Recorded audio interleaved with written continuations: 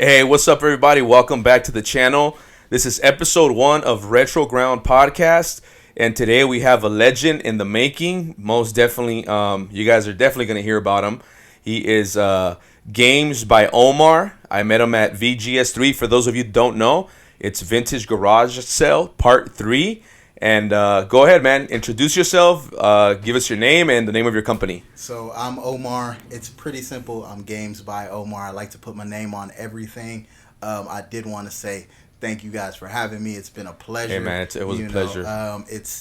I'm excited to be here. Yeah. I've heard that this is episode 1, so it's honor for me to be on episode 1. Yeah, man. We're excited to have you. When we met at Vintage Garage Sale, I kind of clicked with you. I kind of knew from day one when you messaged me. Absolutely. I kind of knew, like, man, this guy's down to earth. I was like, this guy, we got to have him on the podcast. And we've been kind of procrastinating because we do a lot of videos. And maybe, just a side note, but maybe one day we'll do a day in the life of Games by Omar. Sounds good. You know what I'm saying? Ready. Your shirt stands out a lot. That's why I keep looking at your shirt, bro. It just stands out. It's a nice color. Is there a reason for the color? You know what? No reason for the color, man. I was just messing around making a logo when I decided to finally do this. And the orange, I think it was the default, to be completely honest. And ever since, I've been rocking with it. Shout out to Retro Prince for making this. Oh, yeah. Met him at VGS as well. And I love it. I rock with it. Yeah, it stands out. That catches my eye. That's why I just keep staring at your shirt. It just stands out. But today is National, or I don't know, Pokemon Day. It's pretty cool. Yeah, you have any Pokemon games at all? For your personal collection. Personal, yeah. I'm old school, man. Red, blue, yellow. Those Pokemon Coliseum. I love that. I'm not really too much into the new stuff, as crazy as that sounds. I'm 151 Pokemon all the way. Oh, gotcha. Oh, you mean the original series? Original yeah, series, like the jungle and for sure. Stuff. So, tell us a little bit about how you got your business name. Was there another name before you decided to go with Games by Omar? To be honest, no, man. Straight the first one. Straight the first one. My thing is, I do want to put my name on it. Gotcha. The reason being, I try to provide quality. So, if you put your name on it, you have to provide a little bit more quality because your name is actually on it. Of course. So, I went with Games by Omar. I don't make the games. A lot of people think that you develop the games. Like, That's funny. So what kind of games do you make? I'm like, I don't do that. That's funny. They're just provided by me, Omar. Yeah, that's awesome. My first question to you would be, as a vendor, how many events have you attended? I know you said that you're doing this full time. So, man, my hat goes off to you, dude. Thank you. It's just thank you. that's a leap of faith to just straight be a vendor, full-time video game reseller vendor. It is, ironically, I just started doing events. Okay. So VGS was my 4th event. Oh, wow. Period. Okay. And it's opened up, a whole new world for me because I was just selling. Mostly online and things of that nature. What platforms? Everywhere and everywhere, man. I'm eBay, Mercari, OfferUp. Shout out to OfferUp. Facebook Marketplace, GoListo. The list goes on. I do a little bit of everything, and I was doing that primarily for a while. And I actually had got into, this is the Nerds in Hip Hop. Shout out to Josh over there. He has an event in Riverside that he does. And I was like, you know what, I'm going to try that out. And I messaged him, and he's like, yeah, sure, come on down. What do you do? I was like, video games. That's it. That was your first event? Yes, first event. Okay. And that was only in November. Wow. So it wasn't that long ago. Yeah. A couple months ago. And I've loved it ever since. So, whenever there's events, I'm plug and play. I did, obviously, the Vintage Garage Sale. That was my last event. Okay. And then I know you did that big one, the Megabyte. Yeah, Megabyte Nation. I did that in January. I enjoyed that. It was actually a first time for them.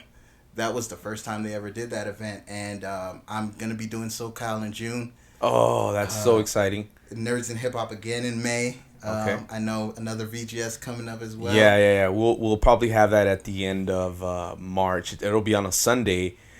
It'll be literally in the parking lot. So I'm only having 10 vendors. Gotcha. Yeah, so it'll be here on Sunday from 2 to 8 p.m. Sounds because good. I know the time change It's gonna get dark a little bit late. But Absolutely, man, so in your opinion, what has been like your least favorite like pop up event or pop up show?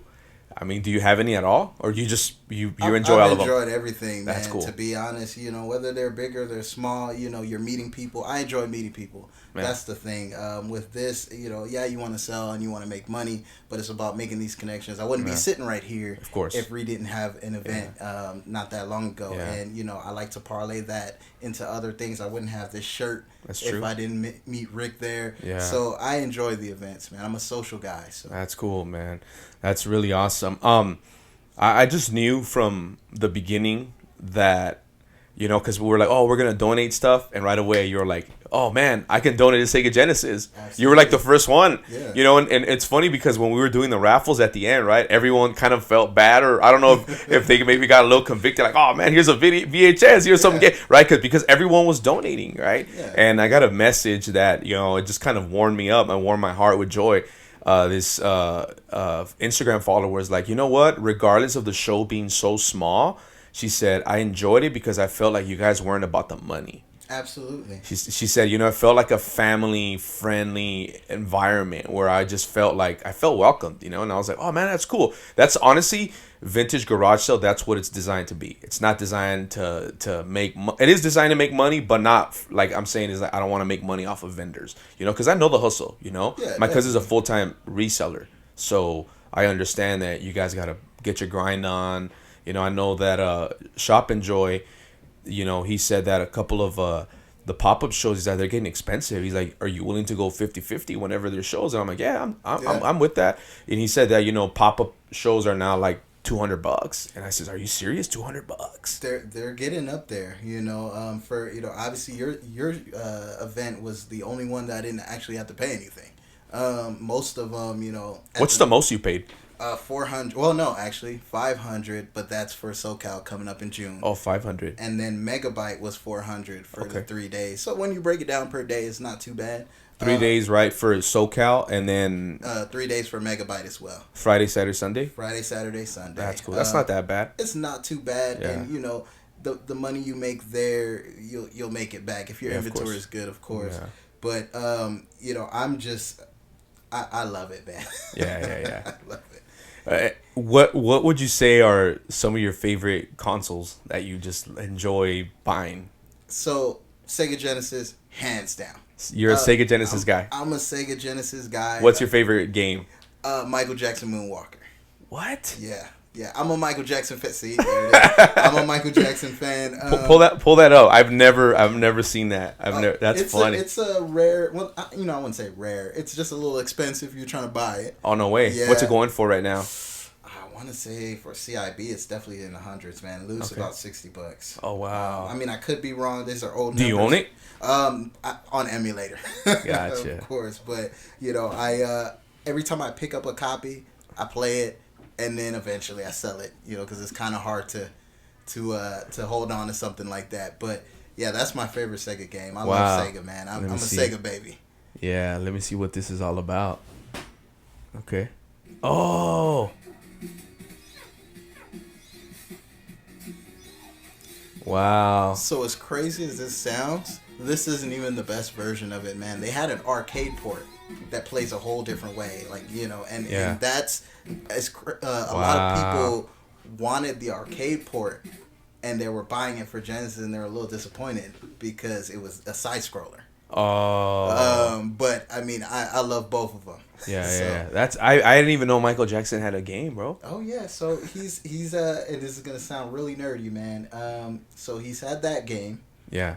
He was in Ready to Rumble. As a playable character, and he was in Space Channel 5 for the Dreamcast as a playable character. Oh wow! Yeah, big Michael Jackson fan. Okay, so. That's cool. A question: your opinion on prices, as far as video games? Do you think it's getting a little saturated? Do you think, as out of nowhere, I've seen a lot of resellers, right? Is it good? Is it bad? I mean, what are your thoughts on it? So for me, it's just part of the business. When something is popular and something is lucrative, there's going to be a lot of people doing it. it's very saturated right Yeah. now. But what I can say, if the person is doing it the right way, there's no problem with it. I try not to use the term flipper because I don't flip. I try to rehab games. I have I get the scratched up discs. When you say flip, you mean buying bulk or buying individual games and reselling them? Well, it's not even about that, but buying without testing. Buying without or buying and selling without testing is the term that I should use. Wow. So for me, when I sell a game to somebody, a lot of people are looking for these things to reclaim their childhood. That's the biggest thing. I get that all the time. So I don't want you to buy a copy of Battletoads for me to go reclaim your childhood. You get home and it doesn't work. So I think those resellers kind of put a bad taste in other people's mouth because they're excited about something and their hopes are high and then it's just low again because it's not working. Then you got to either go try to get a return, buy another one. Wow. And retro gaming, it's old technology. So sometimes things don't work. Yeah, of course. But for me, I try to go through everything. It's I couldn't tell you how many Wii Fits and My Little Pony and stuff that I don't want to play that I play. That's funny. Just because whoever's buying this, I want them to go ahead and pop it in, and it's good to go. So there is a handful of flippers who just buy, don't check, and resell. Oh yeah, man! I didn't even know that was a thing. It's crazy. I usually get the customers after they've had that experience. I've had one where he's like, "Yeah, man, I'm just buying this game again. Does it work?" And I'm like, well, yeah, man. In the description, tested and working, this and that and the third. And he's like, well, I bought from this guy so and so, and it didn't work. I'm like, listen, if you want to come play the game, you can play the game. I have no problem with it because I want you to have a good experience. Wow. I think of it like this from a business perspective. If you're not doing your due diligence and you're just flipping and not helping out test games, you can get one sale. But if you do your due diligence, sorry for that, and then you test the games, you make sure you're putting out a good product, that could be a return customer. Yeah, of course. I have people who've been buying games from me for like 3 years. Wow. And this is just off like OfferUp and stuff like that. But because they know that. Yeah, they trust you. Exactly. You build a relationship, right? And that's what it's all about, man. I'd rather, I don't want that one sale. I want to be your source for gaming. I have people, hey, do you have this and this? I'm like, I don't have it right now. They'll wait. And I like that. That's cool. Because at the end of the day, when I do present it to them, they're not going to have any issues. They're not going to have any problems. And I try to carry that. And like I said, it's old technology. Things happen. Yeah. But in that aspect, you try to at least rectify the situation. Hey, it doesn't work. Cool. Let me go ahead and get you another one. Or let me go ahead and, But for the most part, you test them, right? Oh, yeah, man. And you also solder the batteries and stuff like that? Or? So, battery-wise, so it's crazy. I only solder a few things. One, Sega Genesis. I always tell people that are looking to get into like that part of, fixing and repairing, that's the perfect system to learn on. It's simple. It's one board. A few screws to open it up. Nothing too crazy. Nothing too complicated. With those, over time, the design flaw was people keep pulling the wires out. Pulling the wires out. So you get a lot of them with no power or no audio. And it's literally just 3 little solder beads. Wow. You put on there and it's good to go. Wow. Hundreds, I would say I've gone through. Only one that's like I couldn't fix. I still have it. It's weird. I just kind of. What was the problem, or what's the problem? No video, no anything. Wow. Even with doing all of that, I did 2 of those this morning. That's my favorite console. It's easy. It's quick. I'm surprised you don't have the font. Games by Omar with the Sega font. With the Sega font? Yeah. I might have to take that idea. Yeah, because you're a Sega guy. Or incorporate like a like a Sonic silhouette to That's dope, man. to your t-shirt. Yeah, I might have to do that. I know. I could see the control being like his sunglasses, Yeah. and then like a Sonic silhouette on your shirt. That would be cool. See, we might have to work with Rick Yeah. and get that done really soon. And you say you fix some. I've never seen, but is there such thing as a Sega Genesis like a console being modified? Like, and what I mean by that, because they have, well, my buddy, one of my friends, he was also there at the event. He came to support, but they put LEDs on these things, and I'm gonna have them put the Nintendo 64, instead of being red, it's gonna be blue. Yeah. Can you? Is there such thing for Sega Genesis? Absolutely, yeah. Like a shell, right? Like a clear shell. You can get the clear shell. You can change the LED. So on the Model 1, which is the bigger one, the LEDs are really accessible, man. The Model 2 and Model 3 doesn't have any LEDs. It's the cheapest model. It came out, I want to say, like late 90s. It was just their last. Sega just drags things on. But anyway, Model 1 and Model 2, or mostly Model 1, are the ones that people mod. Just for the fact that you can get a big old clear shell, put the LEDs in there. It's nice, man. Wow. I grew up on it, so that was my first real console. I had a like Atari, stuff like that was handed down. But for Christmas, for me, Sega Genesis. So I've rocked with that. Yeah. I know everybody's a Super Nintendo. Yeah, that's the same, bro.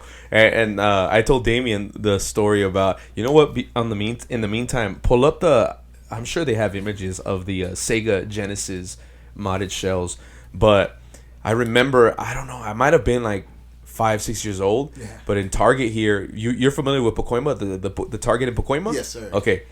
I remember I was like 5-6 years old, and I remember my dad, I was sitting in the cart, and he literally picked up the console, put it in the cart, and we walked out, bro. My dad was a G, bro. So I remember, that was my first memory, and I remember because I remember the Yoshi and the Mario with the cape, with the yellow cape in the front cover, obviously like the video game. And I obviously, I know at the time I didn't know he was stealing it, right? But now I'm just like, bro, that's all bad. But that's the discount, man.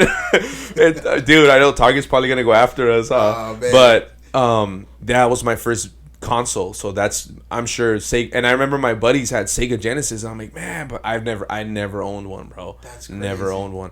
We were on food stamps, so I'm sure we couldn't afford it, and that's why my dad, he's like, he took it.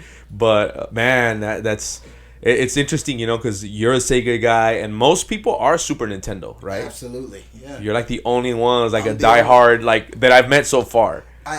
For me, and what it was, my cousins had Super Nintendo, so I'd go over there and play it. So I had a little bit of both, but I just grew up on the Sonic. I grew up on Road Rash, things of that nature. You know what's obviously they did with the Super, is it the Super Game Boy? But the Sonic and Knuckles that you could put on top of. Oh yeah, that's the first expansion pack, if you really think about it, man. Or the first DLC. Yeah. You can go ahead and do that. That blew a lot of people's mind. It did. Yeah. When I saw that for the first time, I'm like, man, that is so cool. Yeah. Because there's no such thing. And I remember too, for Nintendo 64, the Rumble Pack. Oh, that was bro, it. Yeah. I was like, man, that's so cool. Playing Star Fox, I was like, dude, that was a game. And that's the thing, we used to be so excited with so little, man. Yeah. Now everything's about graphics and this and that, but the gameplay sucks half of the time.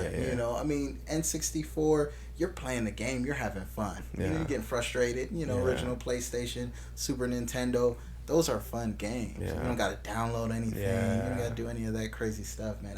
I love retro gaming. Yeah. That's all me, man. I have the new stuff because, obviously you have customers asking for it, right? right? Exactly. I have customers, and, I have to be able to test, what I'm selling. So, I have a variety of consoles just to do that. You do PlayStation games as well? Absolutely. Like PS1, PS2, PS3? Oh, yeah. So I just... PS1 is actually another system that's really easy to take apart and clean. I did a couple of those this morning as well.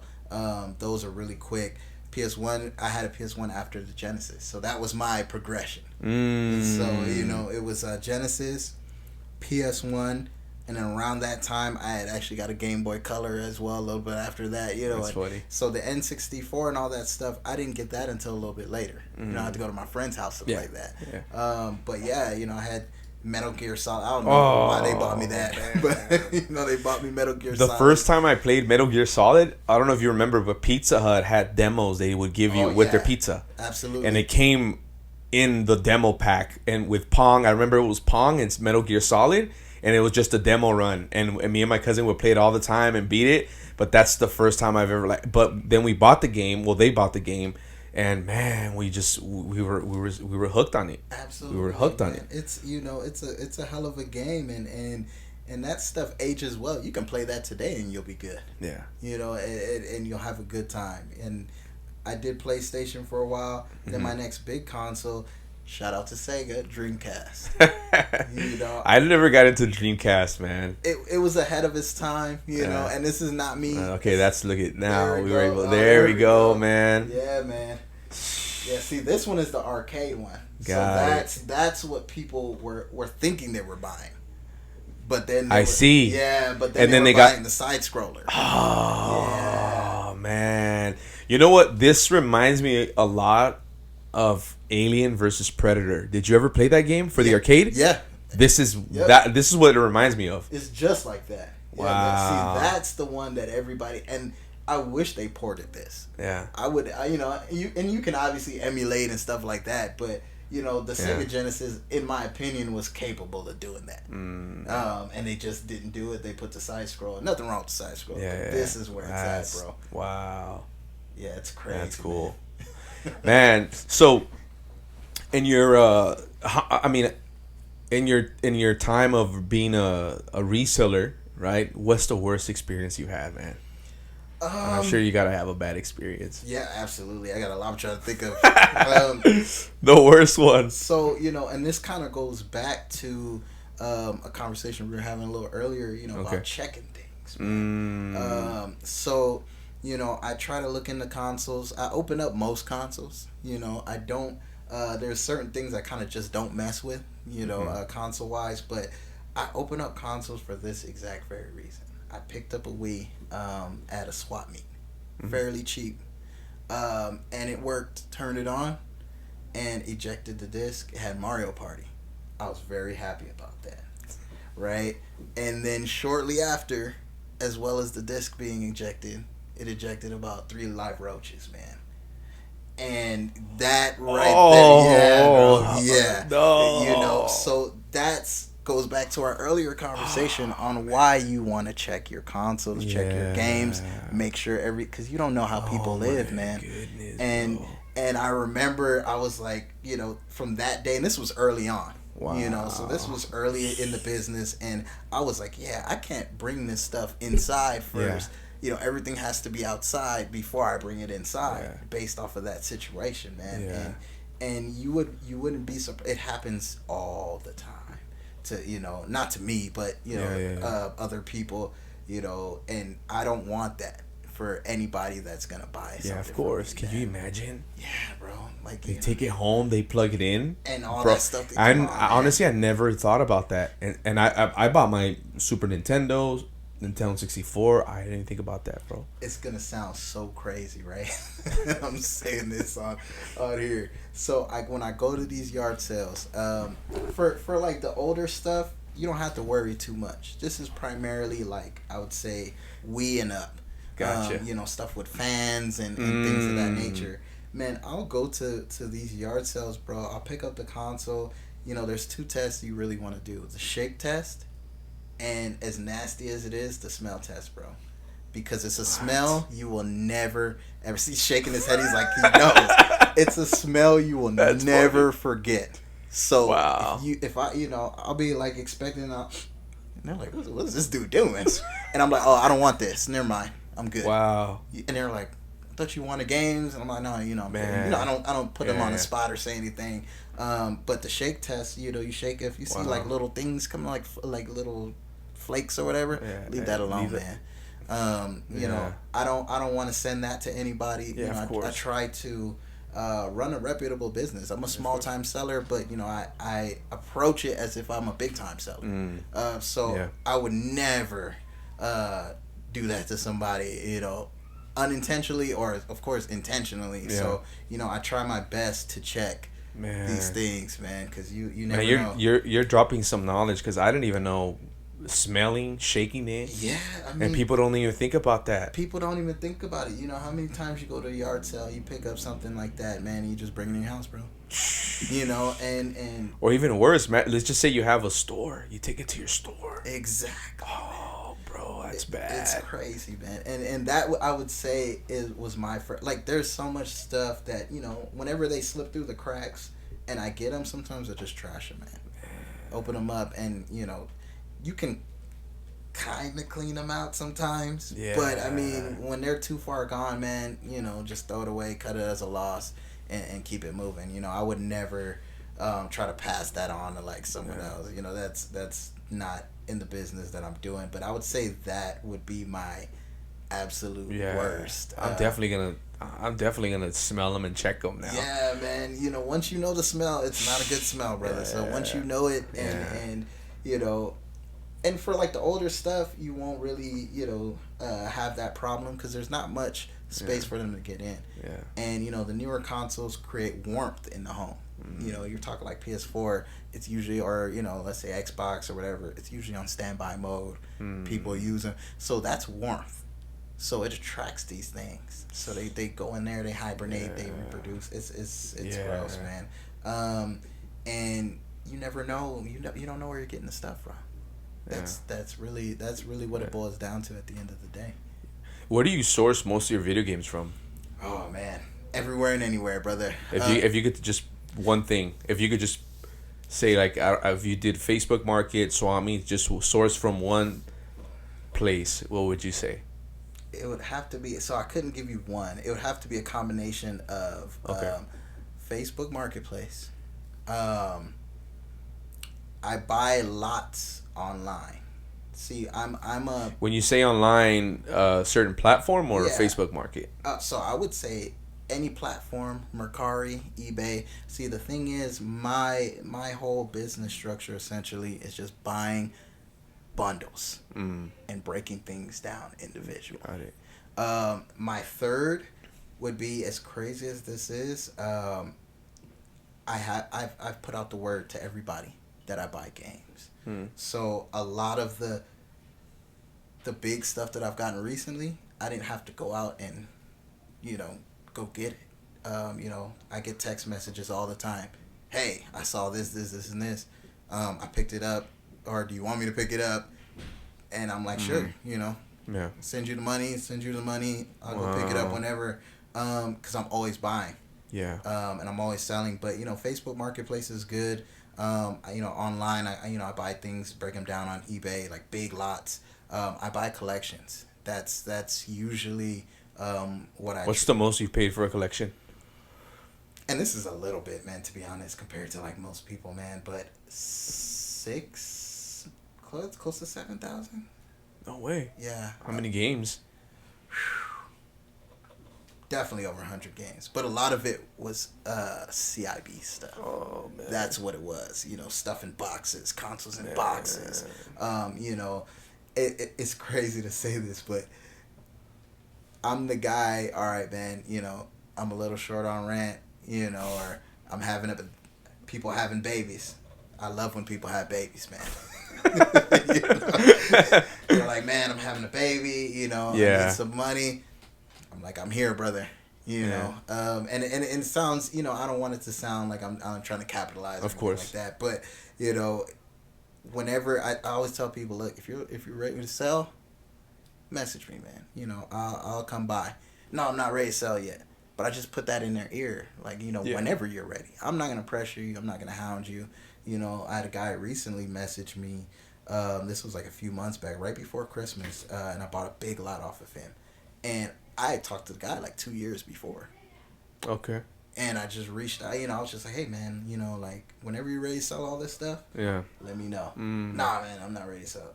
And I got a call. Hey man, I don't know if you remember me, but like you had bought some stuff for me like a long time ago, and you said whenever I'm ready to sell, I'm ready to sell. You know, and that's all going back to, you know, networking, having a good impression. You know, when I buy, I'm respectful. I'm not trying to really just like super low ball you. You know, I'm not gonna show up late. Like I'm on time. You say, hey man, you know, be here at 5. I'm at here at 4:45, bro. Like I'm in the parking lot. Yeah. You know, I that's how I move. Yeah. And it leaves an impression on people. Of course. And then, you know, that's how you get business, brother. Yeah. Man, that's exciting. That's exciting. In your opinion, the next question would be, where do you see the market going from here as far as retro? Do you see it like getting more expensive, or? So, this is a 2-part question for me, man, or a 2-part answer. Okay. Everything depends on economy, of course, right? But let's just say we take the economy out of it, and we're just talking about gaming in general. I think prices are actually going to go up. The reason being, you know, nowadays you don't own anything. Everything is digital, you know, that you buy on your PS5. Mm-hmm. You know, when you buy the disc, you buy the physical disc. Yeah. The game's not on the disc. You know, that's just the license to play the game. Mm-hmm. You know, when you're you have to download everything. If they decide to shut the servers down or shut the game down, you're out of luck. So, you know, this N64, Game Boy, Sega Genesis, you have that in your hand. That belongs to you. And that's valuable, you know, to a lot of people. And, of course, you know, we have emulation. But there's a lot of purists, man, that want to play original games on original hardware. Yeah. So I think, you know, prices, not like a crazy jump, but, you know, they've steadily started to climb. Yeah. And, you know, barring a major collapse in the economy, just the way things are going with, you know, not having ownership of new games, I think it's going to continue. Yeah. Just, I remember buying the Super Nintendo for like $80. Yeah. I think it's retailing now for like $120 easily. You know, so it went up. And this was in the matter like of 2 years. Absolutely. You know, they're not making any more of this stuff. Yeah. And, you know, they repurpose them, you know, the SNES Mini, stuff like that. But, you know, once again, it goes back to original hardware. You know, I have people that they do emulate, but they want the original hardware just to have it. Yeah. You know, or all the games, you know, I mean, look at this right here, man. It's beautiful. You know, having things on the shelf to display. Yeah. You own these. Yeah. And, you know, you can go download Call of Duty right now, but if they decide to take Call of Duty down, what are you going to do? Yeah. Wasn't there like a recent, I think the day of that vintage garage sale, was it like a PlayStation like shutdown or something like that, right? Yeah, PSN was down. Yeah. And people were in shambles, bro. You know, it's you know, I laugh, but it's crazy to even think that, you know, now we're really dependent like that, you know, as gamers. And I, like I said, I play the new stuff too as well. Yeah. But, you know, you can't. Are you hooked on any new games? Not really, man. No? Nah, I casually play new stuff. You know, whether it's like, to be honest, new game wise, it's mostly like Madden or 2K, things of that nature. You know, I didn't like the new Call of Duty, to be completely honest. It's like whatever. I've never played. The most this guy tries to get me to play the new. What Mario Kart is it? I think the deluxe or. Oh yeah. 8 Deluxe. Yeah, and the most I do is N64. I Super Smash. So undefeated for a long time. There you go. Hey, but outside of that, Mario Kart undefeated. Star Fox got every badge you can imagine. As it should be. Outside of that, I don't know anything new. I just can't do it. I will say that, you know, Mario Kart 8, as crazy as it's not even new anymore. It's been going on. That thing's been like a 10-year run. It's kind of like GTA. Is that the one with the infinity looking? Yeah, that's the new one. You know, and I know when the Switch 2 launches, they have one already ready for that. But, you know, Mario Kart 8 essentially came out on the Wii U. And then they ported it to the Switch. That's one of I bought my daughter Switch a few years back. That's one of her favorite games. So that's a good game. You know, I'll give you that. Nintendo, if anything, has been the most consistent with good games. You know, they don't really put too much stock into the graphics. You know, so a Nintendo Switch is like a PS4, early PS4 graphic wise, maybe even late PS3 sometimes, to be completely honest. Yeah. But the gameplay, they actually put time into the game, so it's fun. But I'm still retro all the way. Yeah, man. You know? You can't compare, man.